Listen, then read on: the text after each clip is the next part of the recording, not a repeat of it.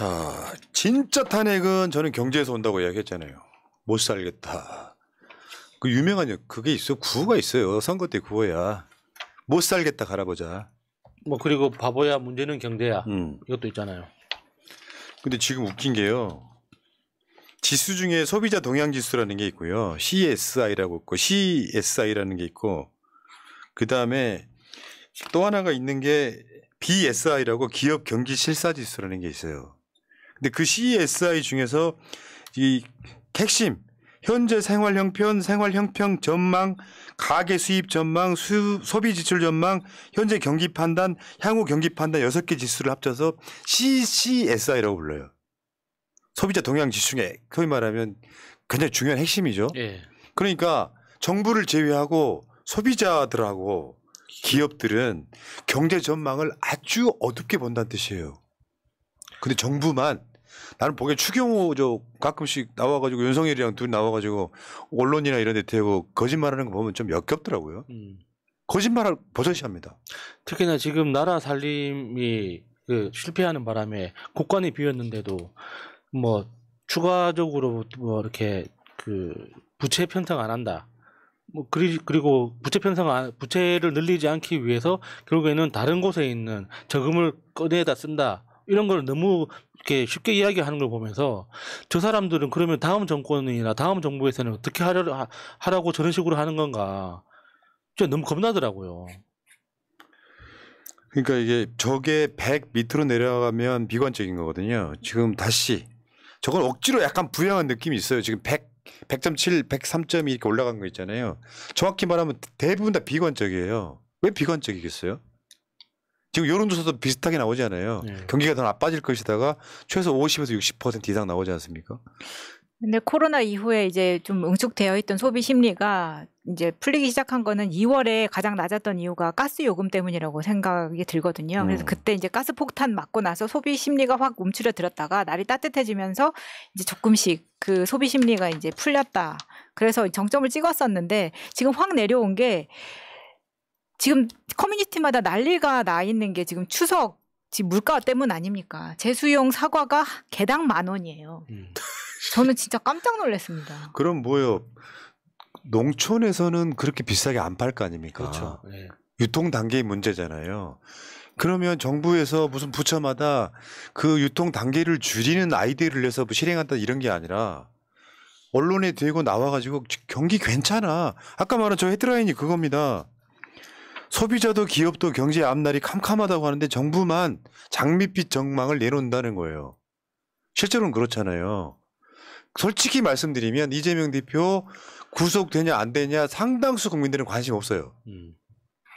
지들끼리 싸우나 보지 뭐 이렇게 생각하지. 그러니까 지금 대한민국을 걱정하는 그 가장 큰 주체가 대한민국 정부가 아니라 외국 경제기관들이에요. IMF나 세계은행이나 이런 데서 지금 대한민국 경제를 걱정하는데 그 걱정하는 가장 큰 비중이 큰 곳이 가계부채입니다. 그러니까 가계부채가 비정상적으로 그러니까 기형일 정도로 굉장히 너무 크다 보니까 이게 가계의 소비력이 떨어지기 시작하면 결국에는 경제 전체적인 성장 동력이 떨어질 수밖에 없거든요. 우리가 자주 말씀드리는 그 일본의 케이스 있잖아요. 잃어버린 30년이라고 하지만 그 잃어버린 30년 동안에도 결국에는 경제 수준을 유지하고 있지 않습니까? 버티고 있잖아요. 그 버틸 수 있었던 이유가 원래 그러니까 기업이 가지고 있던 부채를 정부가 떠안았기 때문이거든요. 그러니까 지금 그 떠안았기 때문에 소비자들은 일반 국민들은 소비 여력이 유지되고 있었던 거예요. 그러니까 급여가 오르지 않더라도 그래도 최소한의 생활을 유지할 수 있는 소비력이 유지되고 있었기 때문에 잃어버린 30년이라고는 하지만 그래도 일본이라는 거대한 경제 시스템이 돌아가고 있었던 거죠. 근데 지금 우리나라 방식으로 기업이 가지고 있는 부채를 개인들한테 떠넘기기 시작하잖아요. 그러면은 개인들은 소비를 포기하게 됩니다. 그러니까 그렇죠. 소비 전망 지수에도 나오잖아요. 소비 심리가 계속 위축되고 있지 않습니까?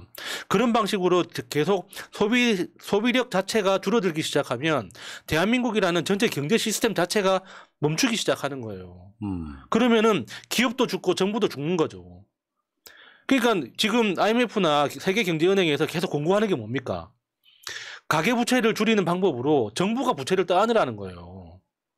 그래서 국민들의 소비력을 유지시켜줘야지 전체 경제가 돌아간다. 유지될 수 있다. 그러니까 이게 소비력이 유지된 상태에서 성장을 기대할 수 있는 건데 소비력이 떨어지기 시작하면 이건 누구도 도울 수가 없거든요. 근데 지금 우리나라 정부는 지금 모든 그 책임과 부담을 국민들한테 계속 떠넘기는 거예요. 그러니까 이게 이런 거죠. 진보 보수의 문제가 아니라 현재 시대 상황에 맞는 경제 정책을 해야 되잖아요. 정부가 가계부채를 줄이는 방향으로 가고 이런 게 있잖아. 김대중 대통령이 국회에서 취임식 할 때 국민들의 고통 분담을 이야기하면서 울었던 것처럼 네. 아무리 보수 정당의 무슨 대통령에 당첨된 놈이라고 할지라도 이 어려운 시기에는 부자들이 세금을 좀 더 내주세요. 고통 분담합시다. 이게 안 되는 놈이 알게 모르게 기재부 통해 가지고 부자 감세 막 어질나게 했더니 세수가 줄어들잖아요. 막 50조 60조 막 덜 고치잖아요. 그래놓고 그 책임을 전 정권 탓을 하잖아요. 그 재정을 거덜내 놨다고. 그건 사실 아무 상관없는 얘기거든. 네. 이런 방식으로 가고 있다가 경제는 좋아질 생각이 없는데 그러면 외교 등은 잘했느냐. 이번에 그 미국 관련해 가지고 우리가 계속해서 인플레 감축법 뭐 관련해 갖고 윤석열이 과연 잘할 수 있을 것이냐 못할 것이냐 결국 최종 결론 나왔지 않습니까? 윤석열이가 저번에 넷플릭스 원래 하던 투자 받아오면서 마치 넷플릭스 투자 받았다고 거짓말한 것처럼 미국에다가 133조를 던져주면서 뭔가를 받아오지 못했다고 난리 났던 거 있잖아요. 지금 미세 조정해놨거든요. 근데 달라진 게 사실 없어요. 저게 뭔 말이냐면 그 반도체 생산되는 수량을 있잖아요. 월 단위로 자를 것인지 연 단위로 자를 것인지 바뀐 것밖에 없어요. 그건 뭐예요? 조삼모사지. 바뀐 게 없습니다. 실질적으로 미국의 반도체 공장을 설립해서 미국 정부로부터 보조금을 받는 기업은 중국에서 추가 투자를 못한다. 이게 가장 큰 틀이잖아요. 근데 지금 우리나라 그 대표적인 반도체 생산 기업 두 군데 다 중국에 엄청나게 큰 공장을 운영하고 있단 말이죠.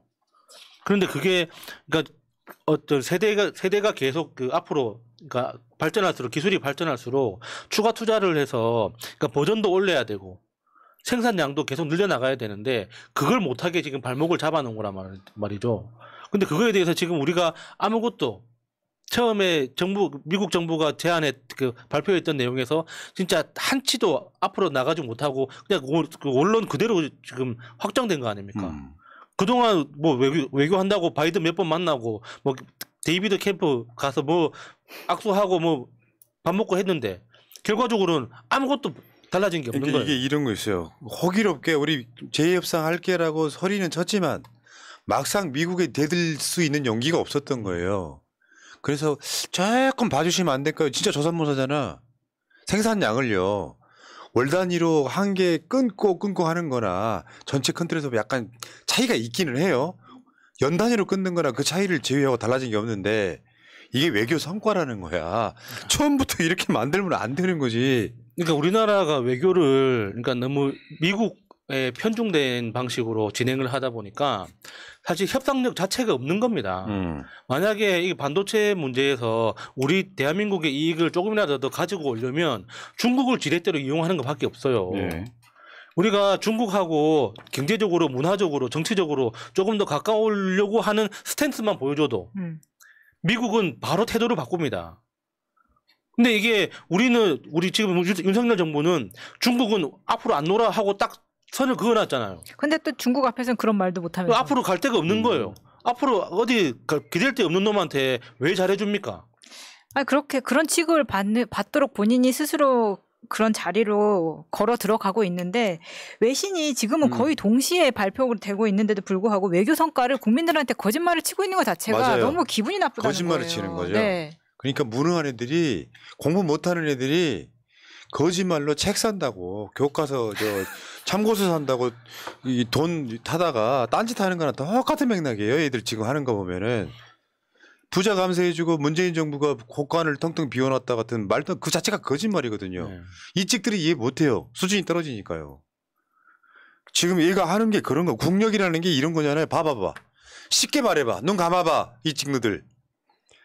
대통령이란 놈이 야당과 협력해가지고 경제 위기 극복하겠다. 한 달에 한 번씩 야당 대표 이재명 만나서 서로 논의도 좀 하겠다. 이렇게 갔다면 우리나라 경제 이렇게 망가지지 않아요. 그리고 외교 문제 같은 것도 이재명 대표의 이야기를 어느 정도 수용을 하면서 뭔가 우리가 할 말을 해야 되는데 일본이 오염수 방류 도와준 정말 세계에서 찾아보기 힘든 캐릭터잖아요. 대통령실 예산 들여가지고 홍보까지 해주면서 오염수 방류 이야기가 지금 이슈에서 끝난 것 같죠. 지금 아직도 뒷이야기 엄청 나오고 있어요. 그러니까. 그 오염수 방류 이 부분에 있어갖고 뭐 민주당이 괴담 퍼뜨렸다?